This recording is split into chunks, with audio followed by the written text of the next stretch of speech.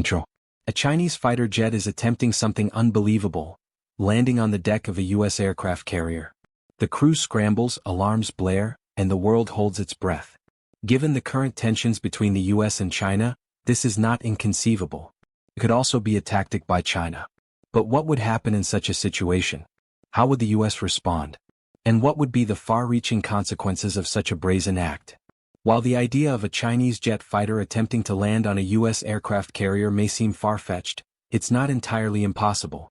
Such an action could be motivated by various factors, including a pilot's desire to defect, a navigational error, or even a deliberate provocation aimed at testing U.S. resolve and response capabilities.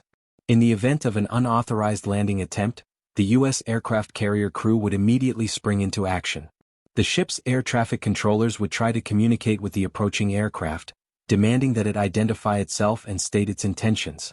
If the aircraft fails to respond or continues on its course, the carrier's combat air patrol, consisting of armed fighter jets, would be scrambled to intercept and escort the intruder away from the ship. Simultaneously, the carrier's command center would initiate emergency protocols, alerting nearby U.S. naval assets and shore-based command centers to the unfolding situation. The U.S. military would likely attempt to establish communication with Chinese authorities to clarify the situation and prevent any misunderstandings that could lead to an escalation of tensions.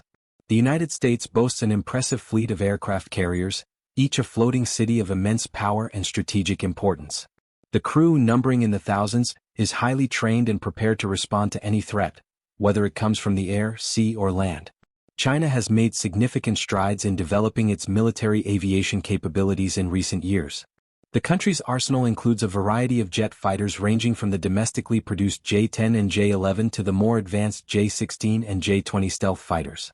These aircraft are designed to compete with their Western counterparts such as the U.S. F-15, F-16, and F-35. While Chinese jet fighters have demonstrated impressive capabilities, they're not without limitations. What do you think would be the best way for the U.S. to respond to such a scenario? Should they take a hardline stance or seek to de-escalate the situation through diplomacy? Let us know your thoughts in the comments below. Historical precedents and comparisons. While the scenario of a Chinese jet fighter landing on a U.S. aircraft carrier is unprecedented, there have been similar incidents in the past that offer valuable lessons and insights. One such incident occurred in 1988, when a Soviet Mi-8 helicopter landed aboard the USS Yorktown, a decommissioned U.S. Navy aircraft carrier that was anchored in the Black Sea as part of a goodwill visit to the Soviet Union. The incident, which was later revealed to be a misunderstanding, caused a brief diplomatic spat between the two superpowers.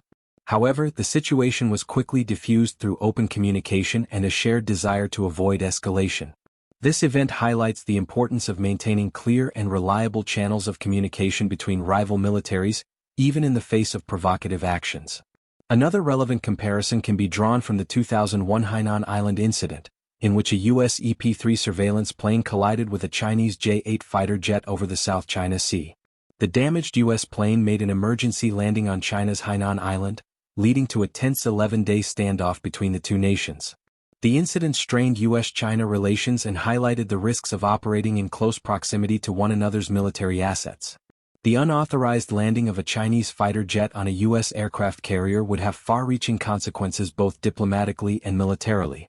Such an action would be viewed as a serious breach of international norms and a direct challenge to U.S. sovereignty. The diplomatic fallout could be severe, with the U.S. government demanding an immediate explanation and apology from Beijing. At this point, I'd like to take a minute to invite you to join our channel as a member, which will not only help us continue producing these fantastic videos about the U.S. Navy but will also serve as a tribute to all the veterans who tune into our videos. Head on over to the link in the description or simply visit our channel page and select Join. Thanks so much, and let's get back to the topic. Regional and global implications. The attempted landing of a Chinese fighter jet on a U.S. aircraft carrier would not only have implications for the U.S. and China but also for their regional allies and partners. Countries in the Asia-Pacific region, such as Japan, South Korea, Australia, and the Philippines, have deep security ties with the U.S. and rely on the U.S. military presence to maintain stability and deter potential aggression. In the event of a crisis, these allies and partners would likely be called upon to support U.S. efforts to manage the situation and prevent escalation. This could involve providing diplomatic backing, sharing intelligence, or even contributing military assets to a coordinated response. The willingness and ability of these countries to stand with the U.S. would be a key factor in shaping the regional balance of power and deterring further provocations. At the same time, an incident like this could also put pressure on U.S. allies and partners to choose sides or clarify their positions. Some countries, particularly those with close economic ties to China, may be reluctant to take actions that could be seen as provocative or confrontational. This could create tensions within regional alliances and partnerships, as well as between the U.S. and its allies. The role of international law and norms. The scenario of a Chinese fighter attempting to land on a U.S. carrier also raises important questions about the role of international law and norms in governing military activities and preventing conflict. The United Nations Convention on the Law of the Sea, or UNCLOS, which sets out the legal framework for the use of the world's oceans, provides some guidance on the rights and responsibilities of states in international waters. Under UNCLOS, warships and military aircraft have the right to freedom of navigation and overflight in international waters, subject to certain limitations. However, they are also required to operate with due regard for the rights and safety of others and to refrain from any threat or use of force against the territorial integrity or political independence of any state. In the event of a Chinese jet fighter attempting to land on a U.S. aircraft carrier without permission, the U.S. would have a strong legal case that China had violated these principles. The unauthorized landing of a military aircraft on another country's warship would be a clear infringement of U.S. sovereignty and a threat to the safety of the carrier's crew. Organizations like the Association of Southeast Asian Nations (ASEAN) and the East Asia Summit (EAS) provide forums for regional countries to engage in dialogue, build trust, and develop common approaches to security challenges. The U.S. and China can also engage in bilateral dialogue such as the U.S.-China Strategic and Economic Dialogue to discuss issues of mutual concern and explore ways to reduce the risk of misunderstanding and miscalculation. The potential for escalation and conflict. Perhaps the most significant concern raised by the scenario of a Chinese jet landing on a U.S. carrier is the potential for escalation and conflict. Even if the initial incident is managed successfully, the lingering tensions and mistrust it creates could set the stage for future crises and confrontations. In the immediate aftermath of the incident, both the U.S. and China would likely engage in a period of intense diplomatic activity, seeking to shape the narrative and rally support for their respective positions. The U.S. would almost certainly demand an apology and assurances from China that such an incident would not be repeated, while China might try to downplay the significance of the event, or even claim that the U.S. had provoked the confrontation. If these initial efforts at diplomacy fail to resolve the underlying issues, there is a risk that tensions could continue to escalate. The U.S. might feel compelled to take additional measures to demonstrate its resolve and deter further provocations, such as increasing its military presence in the region or conducting more aggressive freedom of navigation operations.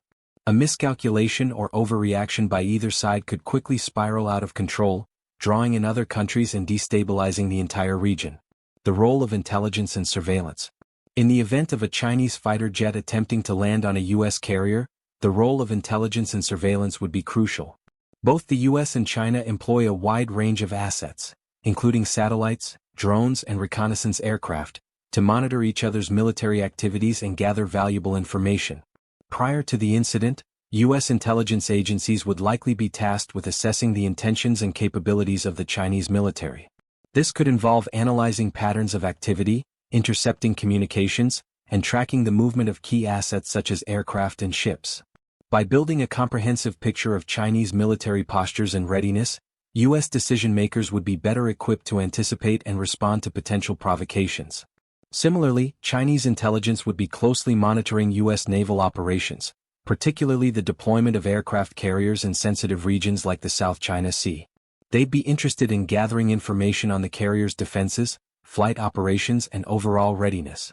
This intelligence could be used to identify potential vulnerabilities and inform Chinese military planning. In the immediate aftermath of the incident, both sides would likely rely on their intelligence assets to gather additional information and assess the situation. This could include intercepting communications between the Chinese pilot and their command center, analyzing radar and satellite imagery, and monitoring social media and other open-source platforms for any relevant chatter or insights. The importance of training and readiness.